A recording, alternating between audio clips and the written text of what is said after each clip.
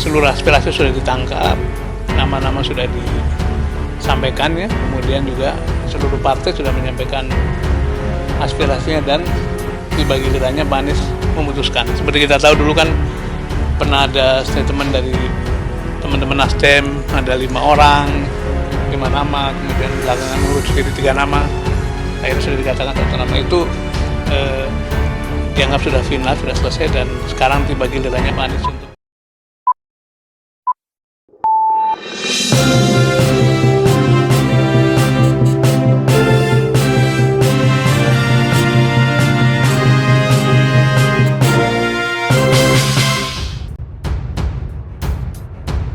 Koalisi Perubahan untuk Persatuan telah menuntaskan penentuan 1 nama bakal calon wakil presiden untuk Anies Rashid Baswedan.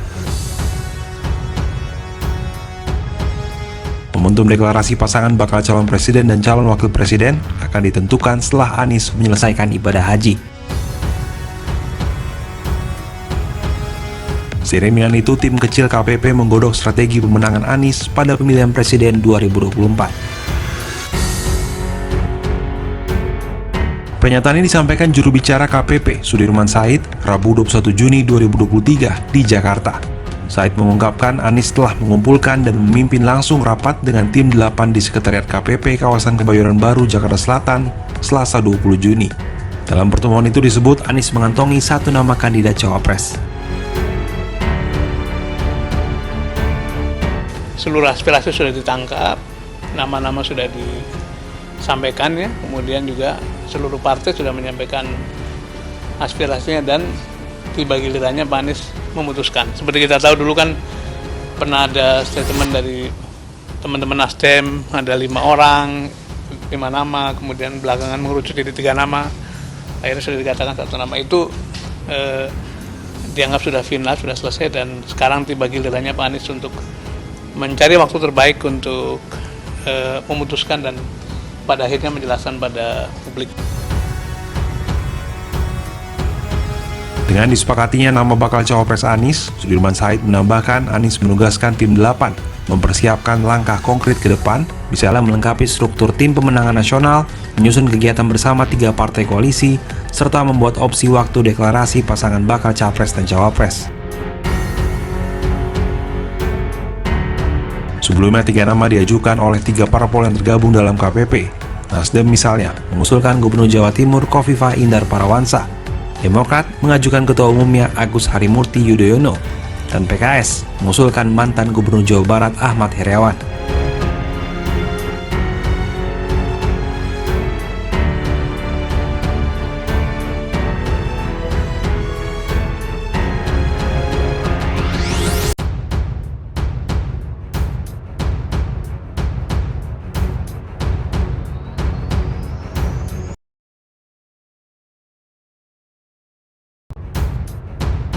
Partai Golkar kini tengah mendorong pembentukan poros baru, yakni koalisi permanen, dengan meleburkan Koalisi Kebangkitan Indonesia Raya (KKIR) dengan Koalisi Indonesia Bersatu. Golkar bahkan menyatakan KIB siap mengalah soal jatah kursi capres dan rela jadi cawapres dalam peleburan koalisi itu. Supaya koalisi besar ini jalan, kan harus ada yang mau mengalah. Nah, KIB mau mengalah. Mengalahnya apa? Supaya terbentuk koalisi besar, oke, kita bentuk, tapi wakil presidennya dari KIB. Golkar adalah partai terbesar di dalam KIB, maka bagi kami menjadi wajar dan elok kalau seandainya wakil presidennya itu dari Golkar, yaitu Pak Erlangga. Namun permasalahannya, PKB yang sejak awal membangun komunikasi dengan Gerindra masih bersikeras agar Muhaimin Iskandar atau Gus Imin lah yang jadi cawapres Prabowo. PKB mempersilahkan jika Golkar ingin merapat ke KKIR. Namun, Golkar diminta harus menghormati keputusan KKIR jika Prabowo diusung sebagai capres dan Gus Imin sebagai cawapres. Di level kami dengan Gerindra kita belum bisa terima proposal ini. Kami yang kira-kira sudah jadi tuan rumah dan akan menerima teman-teman sebagai tamu istimewa. Gus Imin dan Pak Prabowo sudah dalam satu rumah, sudah berkeluarga, kira-kira begitu. Lalu, siapa yang lebih kuat? Erlangga atau Gus Imin untuk menjadi cawapres Prabowo? Terkait usulan Golkar yang ingin menjadikan Erlangga sebagai cawapres, Waketum Gerindra Habibur Rahman menegaskan masalah tersebut bakal dibahas setelah koalisi terbentuk.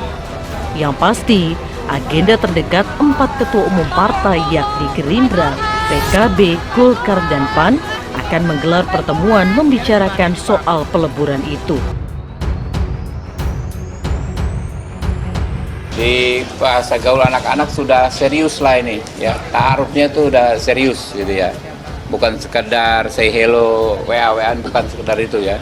Sudah ada komunikasi intensif antara para petinggi-petinggi kami. Itu nantilah ya, yang sekarang kelihatan rumit nantinya nggak rumit lagi ya.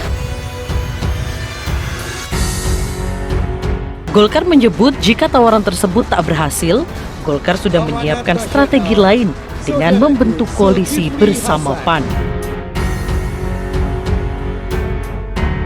Wacana koalisi permanen muncul pertama kali saat pertemuan menteri-menteri di Kuala Lumpur, Malaysia.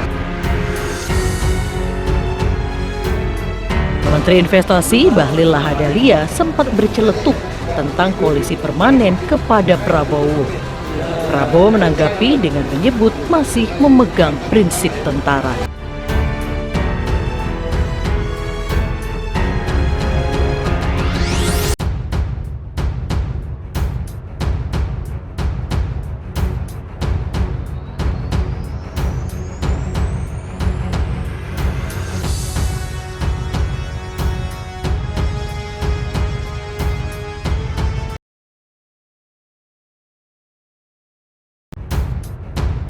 Partai Kebangkitan Bangsa memastikan Koalisi Kebangkitan Indonesia Raya terbuka untuk partai politik manapun.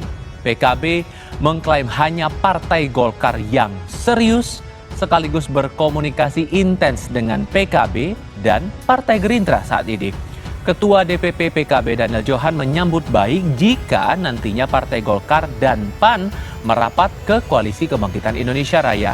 Koalisi 4 partai ini nantinya disebut akan menjadi koalisi permanen untuk mengusung Prabowo Subianto dalam Pilpres. Untuk posisi bakal cawapres, wewenang tetap berada di tangan Prabowo Subianto dan Muhaimin Iskandar. PKB dan Gerindra itu sepakat untuk terbuka dengan partai-partai lainnya, sehingga kita sangat menyambut baik kalau Golkar dan PAN ingin bergabung. Sejauh ini yang serius dan komunikasi intens adalah Golkar. Persoalan permanen sampai sejauh mana ya kita tunggu saja prosesnya. Mudah-mudahan tidak terlalu lama, ini bisa menjadi koalisi yang permanen dengan sejumlah partai yang jelas. Sejauh ini seluruh partai yang mau bergabung memahami bahwa penentuan capres dan cawapres di Koalisi Kebangkitan Indonesia Raya ditentukan oleh kedua ketua umum, yaitu Pak Prabowo dan Sinyal Muhaimin Iskandar sebagai bakal calon wakil presiden untuk Prabowo Subianto dilontarkan Sekjen Partai Gerindra Ahmad Muzani di Palembang, Sumatera Selatan. Alasannya, sampai saat ini Partai Gerindra baru berkoalisi dengan PKB. Pernyataan itu disampaikan Muzani usai pembekalan di rapat koordinasi daerah DPD Partai Gerindra Sumatera Selatan. Hak prerogatif bahkan prioritas untuk mendapatkan posisi wakil presidennya Pak Prabowo tentu ada di ketua umum Partai Kebangkitan Bangsa. Apakah nanti yang kami dengar PKB ingin mengajukan nama Muhaimin Iskandar? Sampai dari sisi itu kami bisa paham, karena itu kalau ditanya siapa, maka saya selalu mengatakan bahwa itu orang yang paling berhak namanya Muhaimin Iskandar. Kenapa? Karena sampai sekarang koalisi itu terbentuk baru Gerindra dengan PKB. Di lain pihak, Ketua Badan Pemenangan Pemilu Partai Golkar Nusron Wahid menyebut wacana meleburnya Koalisi Kebangkitan Indonesia Raya dan Koalisi Indonesia Bersatu bisa sangat relevan. Namun Partai Golkar mengharapkan sebuah koalisi yang tidak hanya berlaku sementara, tapi bersifat permanen. Soal nama bakal capres dan bakal cawapres, Nusron menyebut masih terus dibicarakan. Soal nama itu kita sikapi nanti. Yang penting kan kalau kata Pak Erlangga kan koalisi itu boleh dengan siapa saja dan yang namanya koalisi kalau bisa sifatnya permanen. Sekali lagi permanen itu kan sifatnya, ya kan, bukan namanya kan sifatnya. Nah kalau elemennya itu 4 partai, ada Golkar, ada 4, ada Gerindra, ada PKB. Saya kira ini relevan sekali dengan integrasi 2 koalisi.